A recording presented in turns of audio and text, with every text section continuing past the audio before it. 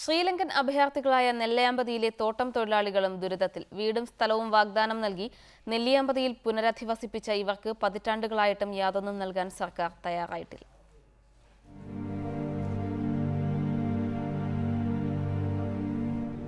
ആയിരത്തി 1981 സുപ്പയ്യയ്ക്ക് 31 വയസ്സും ഭാഗ്യത്തിന് 26 വയസ്സുമുള്ളപ്പോഴാണ് അഭയാർത്ഥികളായി ശ്രീലങ്കയിൽ നിന്നും ഇന്ത്യയിലെത്തിയത്.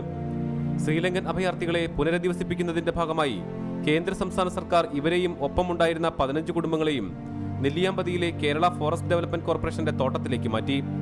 വീടും സ്ഥലവും സ്ഥിരം തൊഴിലും വാഗ്ദാനം നൽകിയായിരുന്നു പുനരധിവാസം. ഇന്ന് സുപ്പയ്യയ്ക്ക് 65ഉം ഭാഗ്യത്തിന് 60 വയസ്സും പിന്നിട്ടിരിക്കുന്നു. എന്നാൽ അന്ന് പറഞ്ഞ ഒരു കാര്യവും ഇതുവരെയും നടപ്പിലായില്ലെന്ന് ഇവർ പറയുന്നു. വീടില്ല, വാസമില്ല, ഒന്നുമില്ല.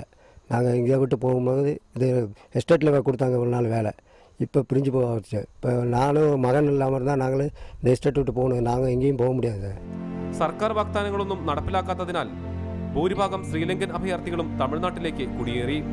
ഇപ്പോൾ ഇവിടെയുള്ളവരോട് വിരമിച്ച ശേഷം തിരികെ പോകാൻ അധികൃതർ നിർബന്ധിക്കുകയാണെന്ന് ഇവർ പറയുന്നു. സ്ഥലം വിട്ട് പോകാൻ പറയുന്നു. ഞങ്ങൾ എവിടെ പോകും? അവർക്ക് പണി ഇല്ലെന്നാ, എൻ്റെ മകനുക്ക് പണി ഇല്ലെന്നാ നിങ്ങൾ പോകാൻ പറയുന്നു. വീട് കാലി പണാൻ പറയുന്നു. അപ്പം ഞങ്ങൾ എവിടെ പോകും? അധികൃതരുടെ നിർബന്ധത്തെ തുടർന്ന് 6 മാസം മുമ്പ് രാജലക്ഷ്മി എന്ന തൊഴിലാളിയെ കുടിയൊഴിപ്പിച്ചിരുന്നു. ജോലിയിൽ നിന്നും വിരമിച്ചാൽ പാടികളിൽ നിന്നും ഒഴിഞ്ഞു പോകണമെന്ന നിർദ്ദേശം ഇവരെ ആശങ്കയിലാക്കിയിട്ടുണ്ട്. അഭയാർത്ഥികളായ തങ്ങൾ എങ്ങോട്ട് പോകുമെന്നാണ് ഇവർ ചോദിക്കുന്നത്.